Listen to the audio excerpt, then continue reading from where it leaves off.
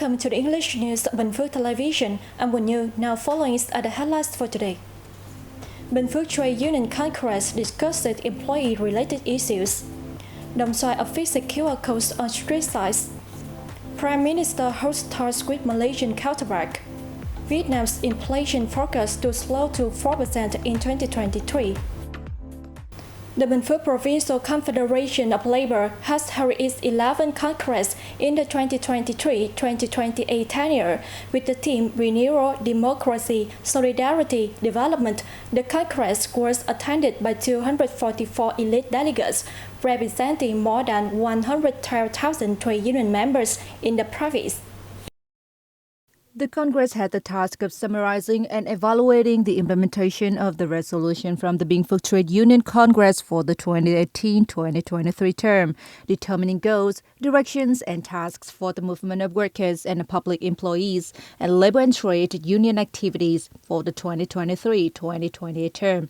Synthesizing opinions on documents from the 13th Congress of Vietnam Trade Union, electing the Executive Committee, Standing Committee, and Inspection Committee of the Provincial Labour Confederation for the 2023-2028 term, and electing a delegation to attend the 13th Congress of the Vietnam Trade Union.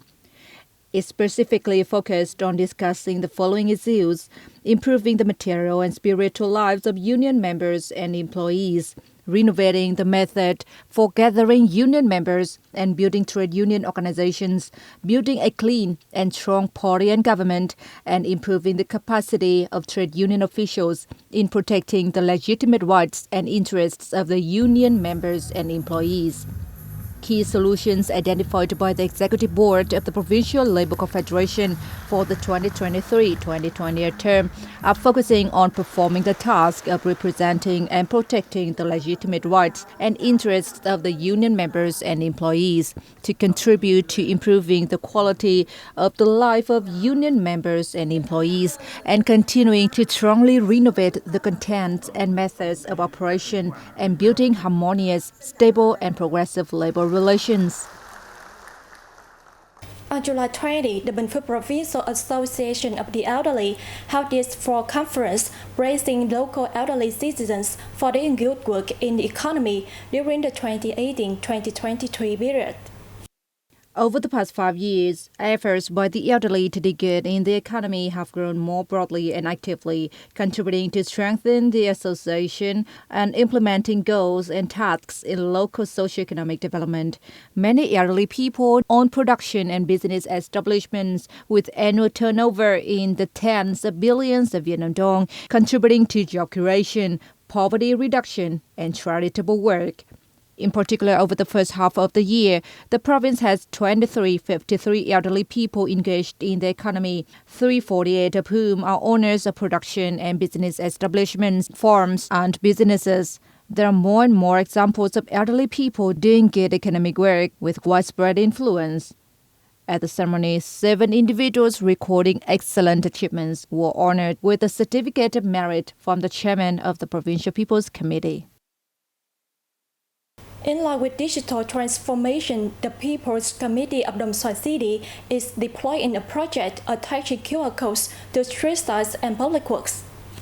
It plans to attach QR codes on street signs along 154 routes and on public works this year.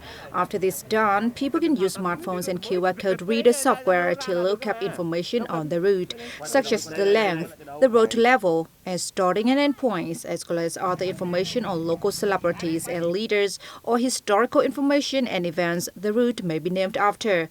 Content is presented in Vietnamese and English.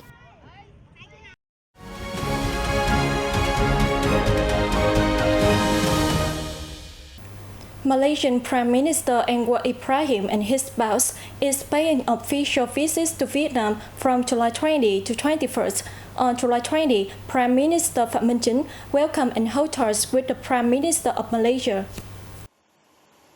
On the afternoon of July 20th, Prime Minister Phạm Minh Chính hosted a welcome ceremony for Prime Minister Anwar Ibrahim and the high-level delegation of the Malaysian delegation.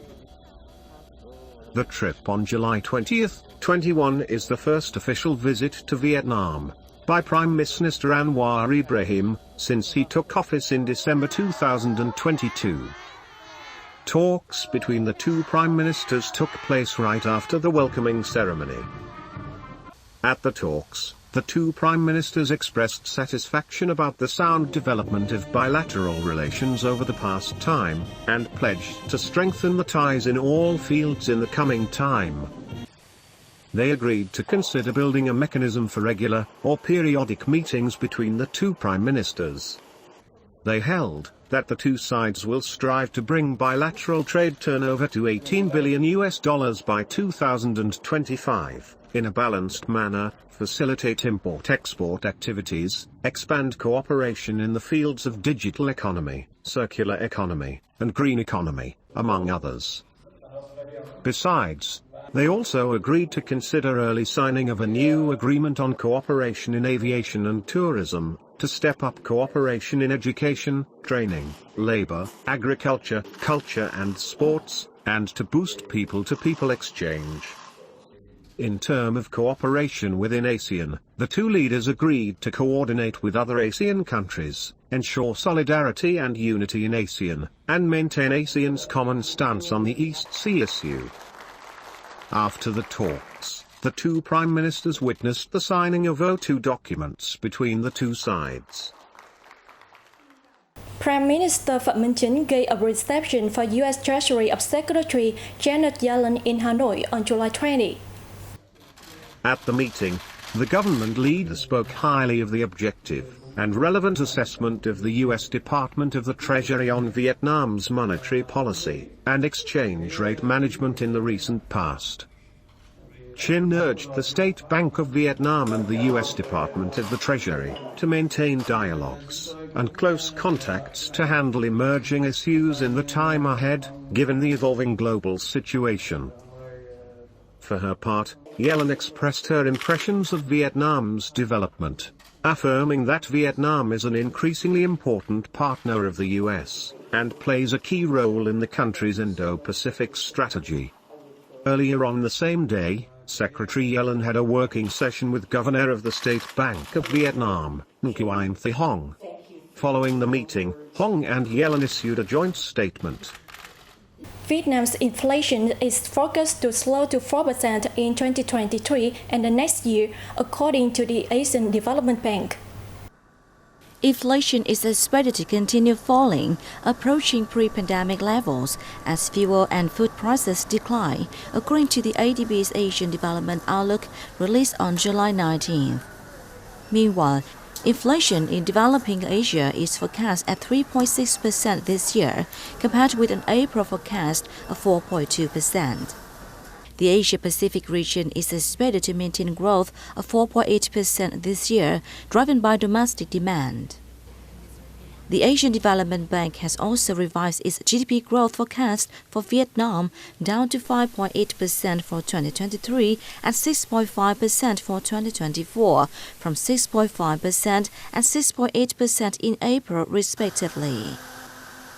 Weak external demand continued to put pressure on manufacturing and industrial production, while domestic conditions are expected to improve moving forward, according to the outlook. The Committee for Overseas Vietnamese Affairs under the Ministry of Foreign Affairs on July 20 kicked off the Vietnam Summer Camp 2023 in Hanoi. The event drew the participation of nearly 120 outstanding young overseas Vietnamese from 20 countries worldwide. Deputy Minister of Foreign Affairs Lê Thị Thu Hằng said the annual event has become a bridge that connects generations of Vietnamese youth abroad and those in Vietnam, adding that connection is an important foundation in the great national solidarity bloc, a valuable resource for the country. Hằng expressed her hope that the young overseas Vietnamese will have good memories of their friends and people who they met during the journey to explore the homeland.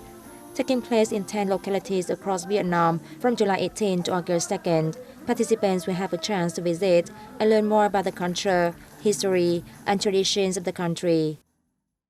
That's what 10 minutes of BPTV News. To watch this news again, you can download BPTV Go or visit our website and YouTube channel. Thanks for staying with us and see you next time.